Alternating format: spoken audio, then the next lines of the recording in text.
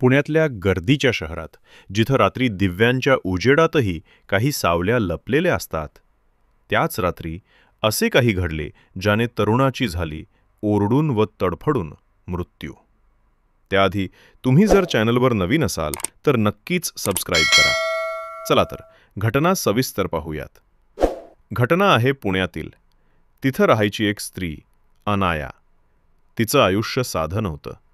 ती एका अशा समाजाच्या भागातून आली होती जिथं लोक फक्त नाव ऐकूनच निर्णय घेतात. पण कोणी तिचं मन ओळखलं नव्हतं.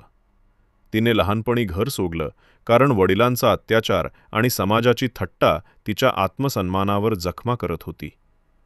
अनाया हुशार होती, सुंदर होती, पण आयुष्याने तिच्याकडून सगळं काही हिसकावून घेतलं होतं. तिने स्वतःचं जग तयार केलं. छोटं घर, काही आठवणी आणि एकांत. अशाच वेळी तिच्या आयुष्यात आला आर्यन, एक कॉलेजचा मुलगा, वयाने तरुण पण मनाने परिपक्व. तो रोज सकाळी त्या रस्त्याने जायचा जिथं अनाया चहाचं दुकान चालवत होती. सुरुवातीला फक्त चहा घ्यायचा, नंतर हळूहळू बोलणं वाढलं. आर्यनला तिचं हसणं आवडू लागलं आणि अनायाला त्याचं निरागस मन. दोघांमध्ये एक अव्यक्त नातं तयार झालं, शब्दांपेक्षा नजरेतून उमटणारं. लोक बोलू लागले, तो तरुण मुलगा आणि ती वयस्कर बाई, पण त्यांना फरक पडत नव्हता. आर्यन म्हणायचा, तू माझं सगळं जग आहेस अनाया. मला तुझा भूतकाळ नको, फक्त तुझं आजचं हास्य हवं. अनाया हसली, पण तिच्या मनात भीती होती. तो अजून लहान आहे, त्याला जीवनाची खरी झळ बसलेली नाही. पण प्रेमाला वय नसतं. आर्यन तिच्या आयुष्यात उजेड घेऊन आला. दोघं संध्याकाळी नदीकाठी बसून चहाचे घोट घेत बोलायचे. आर्यनने तिच्या डोळ्यांतून तिच्या वेदना वाचल्या आणि ती त्याच्या शब्दातून आशा अनुभवत होती. पण आयुष्याला असं सुख पाहत नव्हतं. एका दिवशी आर्यनच्या घरी त्याच्या आईवडिलांनी त्याला पकडलं. फोनवर तिच्याशी बोलताना, ती तुझ्यापेक्षा मोठी आहे, तिला समाज स्वीकारणार नाही, असं म्हणत त्यांनी त्याच्यावर घरात बंदी घातली. पण आर्यन पळून गेला, थेट अनायाकडे. तो म्हणाला, मला कुणीही नको, फक्त तू. त्या क्षणी तिचं मन हललं. पण त्या रात्री ती विचार करत बसली, मी त्याचं आयुष्य बिघडवते आहे का? दुसऱ्या दिवशी सकाळी तिने काही न सांगता घर सोडलं. आर्यन शोधत राहिला, रस्ते, स्टेशन, चौक, पण ती सापडली नाही.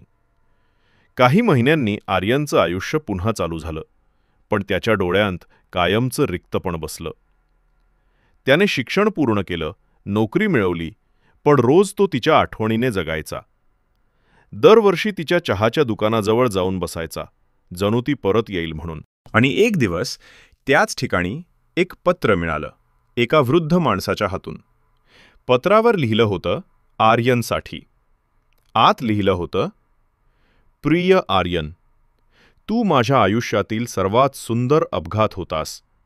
मी तुझ्यावर प्रेम केलं, पण माझं आयुष्य तुझ्या योग्य नव्हतं. तुझं आयुष्य उजेडात जगावंसं वाटतं, माझ्या सावलीत नाही. मी तुझ्यापासून दूर गेले कारण मी तुला हरवू नये म्हणून. माझी आठवण ठेव, पण मला विसरून पुढे चल. पत्र वाचून आर्यनचा आवाज बंद झाला. तो रडला, पण त्याच्या मनात एक शांती होती, कारण तिने त्याचं आयुष्य वाचवलं होतं, जरी स्वतःचं तोडून. काही वर्षांनी आर्यन स्वतः समाजसेवक बनला. तो अशा महिलांसाठी काम करू लागला ज्यांचं आयुष्य समाजाने नाकारलं होतं. तो म्हणायचा, त्या सगळ्या अनाया आहेत ज्यांना फक्त एक संधी हवी आहे. एक दिवस त्याला बातमी मिळाली, अनाया आजारी आहे, वृद्धाश्रमात राहते. तो तिला भेटायला गेला. ती खूप कमजोर झाली होती, पण त्याला पाहून हसली. तू आला आर्यन, एवढंच ती म्हणू शकली. त्याने तिचा हात धरला आणि म्हणाला, आता मी तुला सोडणार नाही. पण नियतीने शेवटचं पान आधीच लिहिलं होतं. काही दिवसात अनाया कायमची शांत झाली. आर्यनने तिचं अंतिम संस्कार केलं आणि तिचं नाव आपल्या संस्थेचं ठेवलं, अनाया ट्रस्ट, जिथं स्त्रियांना नवजीवन दिलं जातं. लोक म्हणतात, आर्यननं तिच्यावरचं प्रेम विसरलं नाही का? पण तो हसून म्हणायचा, प्रेम मरत नाही, ते फक्त रूप बदलतं. आज ती माझ्या कामात जिवंत आहे. आणि असं करत करत त्याने आयुष्यभर तिचं नाव अमर केलं. शेवटी शिकवण: समाज जे नातं समजून घेत नाही ते कधीकधी सर्वात शुद्ध असतं. प्रेमाला रूप, वय, प्रतिष्ठा यांची गरज नसते. त्याला फक्त एक हृदय हवं असतं जे दुसऱ्याच्या वेदना समजू शकतं. आणि कधीकधी कुणाला वाचवण्यासाठी आपण स्वतःला हरवावं लागतं. पण तेच खरं प्रेम असतं. जर तुम्हाला ही कथा आवडली असेल तर नक्कीच लाईक, शेअर आणि सबस्क्राईब करायला विसरू नका. धन्यवाद.